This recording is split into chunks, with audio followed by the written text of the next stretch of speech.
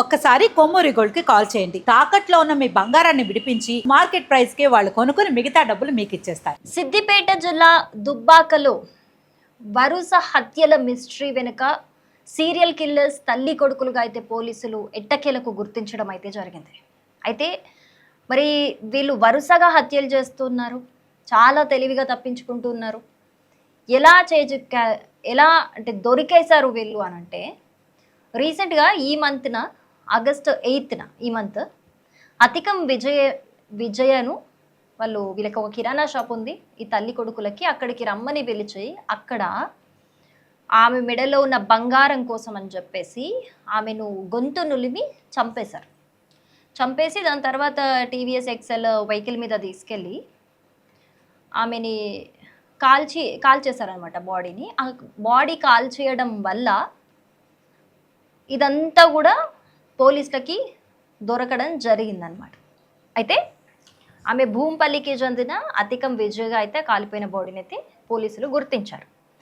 అయితే అసలు వీళ్ళది ఎక్కడి నుంచి స్టార్ట్ అయింది, వీళ్ళ ప్రాబ్లం ఏంటి, వీళ్ళు ఎందుకు చంపుతున్నారు అని చూసుకుంటే డీటెయిల్స్ పోలీసులు చెప్తున్న దాని ప్రకారం అయితే, అంటే రజిత అనే ఒక తల్లి తన కొడుకుని, చిన్న వయసే కొడుక్కి, తన కొడుకుని ఇలాంటి దారుణాలన్నిటికీ పాల్పడడానికి ఫిట్గా ఉండాలని చెప్పేసి ఇంట్లోనే జిమ్ ఏర్పాటు చేసింది కొడుకు కోసం. కొడుకు బాగా అవ్వాలి, ఫిట్గా ఉంటేనే ఇలాంటివన్నీ బాగా చేయగలుగుతామని చెప్పేసి చేసి ఫస్ట్ స్టార్టింగ్ గతంలో వాళ్ళ నాన్న హత్య నుంచి స్టార్ట్ అయింది.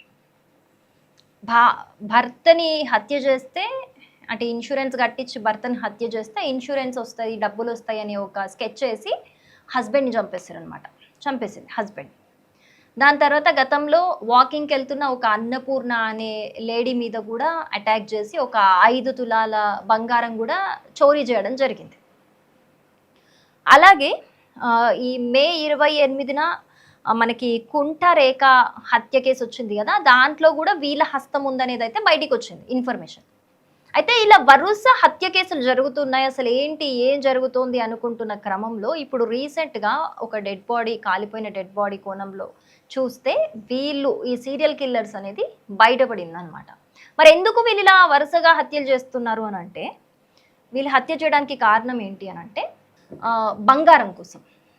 ఒంటరిగా ఉన్న మహిళలు కావచ్చు, ఏదైనా ఇబ్బందుల్లో ఉన్న మహిళలు కావచ్చు, ఇలాంటి వాళ్ళనే వీళ్ళు టార్గెట్గా చేసుకొని బంగారం చోరీకి పాల్పడుతున్నారు. వీళ్ళకి ఏదో ఒక బెనిఫిట్ కావాలన్నమాట. సో అందుకని చెప్పేసి బయట జంక్షన్స్ దగ్గర ఒంటరి మహిళలను అబ్జర్వ్ చేయడం కావచ్చు, టీ షాపుల దగ్గర ఎవరెవరు ఉన్నారు అబ్జర్వ్ చేసి వాళ్ళలో సెలెక్ట్ చేసుకోవడం కావచ్చు. అంటే వీళ్ళ పని ఒకటే, కొడుకు ఇంట్లో ఉన్నప్పుడు కొడుకుని ఫిట్గా తయారు చేయాలి. ఫిట్గా తయారు చేసి ఇంట్లోనే జిమ్ ఏర్పాటు చేసింది దానికి. ఫిట్గా తయారు చేసి దొంగతనాలకు దొంగతనాలంటే ఇట్లనే ఎవరికి అనుమానం రాకుండా దొంగతనాలకు పాల్పడి వాళ్ళు బయటికి చెప్తారేమో అని వాళ్ళ కేసు క్లోజ్ చేయాలన్నమాట. ఇట్లా మిగతా టైంలో ఏం చేయాలి, రెక్కి చేయాలి.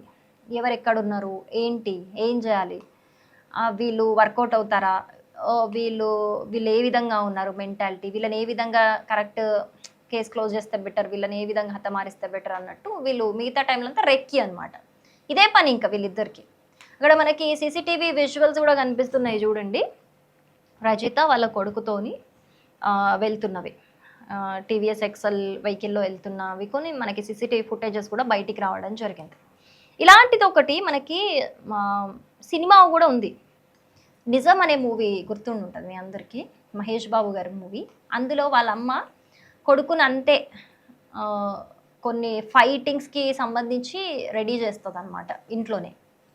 బట్ అక్కడ వాళ్ళ ఇంటెన్షన్ ధర్మబద్ధమైనది, అంటే ధర్మబద్ధంగా లేరు కాబట్టి అక్రమాలకు పాల్పడుతున్న వాళ్ళని చట్టం కూడా ఏం చేయలేకపోతుంది కాబట్టి వాళ్ళని గాడిలో పెట్టడానికి, వాళ్ళని ఫినిష్ చేయడానికి వీళ్ళే చట్టాన్ని చేతిలోకి తీసుకొని ఇంకా గత్యంతరం లేక చేసిన పని అది. అంటే వాళ్ళు ఒక మంచి పని కోసం చేశారు, బట్ వీళ్ళు ఈ దరిద్రాల కోసము, బంగారం కోసము, దీనికోసము ఇలాంటివి చేశారనమాట. జనరల్గా ఒక తల్లి ఎలా ఆలోచిస్తుందంటే, నా జీవితం నాశనం అయిపోయినా సరే నాకేదైనా దక్కంది నా పిల్లలకు దక్కాలి, నా జీవితం ఆల్రెడీ నాశనం అయింది, నా పిల్లల జీవితం అలా కాకూడదు, నేను ఎట్లాగో ఏదో ఒకటి గడిపేశాను, కానీ నా పిల్లలు మాత్రం ఖచ్చితంగా బ్రహ్మాండంగా బతకాలి అని చెప్పేసి చిన్నప్పటి నుంచి చదివించడం అయినా, వాళ్ళ కోసం ఏ త్యాగం చేయడం అయినా, తనకి ఏం లేకున్నా సరే వాళ్ళకే ఇవ్వడం అయినా, ఇలాంటి ఒక తల్లి చేస్తుంది.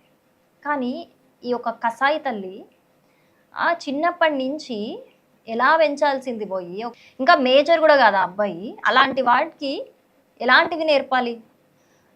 జీవితం బాగుండాలి అని అంటే బాగా చదువుకోమని, చదువు కోసం కష్టపడమని ఇలాంటివి నేర్పాలి. ఇలాంటివి నేర్పడం కంటే పోయి ఇప్పుడే ఇలాంటి దారుణాలు చేపిస్తే ఫ్యూచర్ ఏంటి?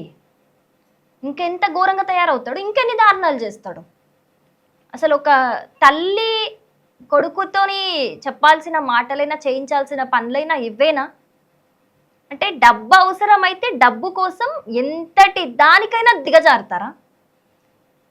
కొడుకు లేదు, ఏం లేదు, తల్లి ప్రేమ ఎక్కడుంది ఇంకా ఇందులో? అర్థం కాక అడుగుతా. కొడుకునే ఒక వెపన్లా వాడుకుంటోంది డబ్బు కోసం, ఇంకా అందులో కొడుకు మీద ప్రేమ ఎక్కడుంది? ఆ అబ్బాయి మేజర్ కాదు కాబట్టి నమ్మేస్తున్నాడు తల్లి మాటల్ని. ఇప్పటికైతే వాళ్ళని అరెస్ట్ చేయడం జరిగింది, కొడుకుని కూడా జైలుకి పంపించడం కూడా జరిగింది. దీని మీద, ఈ కేసు మీద ఇంకా ఏం లొసుగులు ఉన్నాయి ఏంటి అని, ఇంకెంతమందిని చంపబోతున్నారు, అండ్ వీళ్ళకి చంపబోతున్నారు ఎంతమందిని, ఇంకొక నలుగురు మీద కూడా నిఘా వేసి వీళ్ళ లిస్ట్లో పేర్లు కూడా పెట్టుకున్నారట. ఇంకొక నలుగురు మీద అదృష్టవశాత్తు వాళ్ళు బతికిపోయారు, అంటే నెక్స్ట్ టార్గెట్ వాళ్ళే అనమాట. అట్లా నలుగురు పేర్లు కూడా పెట్టుకున్నారు. ఇన్వెస్టిగేషన్లో పోలీసులకి తేలింది ఇది. సో ప్రస్తుతానికైతే వాళ్ళని అరెస్ట్ చేయడం జరిగింది. మరి ఇన్వెస్టిగేషన్ కొనసాగితేనే ఇంకా ఇందులో ఎన్ని నిజాలు ఉన్నాయి ఏంటి, ఇంకా ఎంతమందిని చంపారు ఏంటి అనే కంప్లీట్ డీటెయిల్స్ అయితే బయటికి వచ్చే అవకాశం మనకు కనిపిస్తుంది.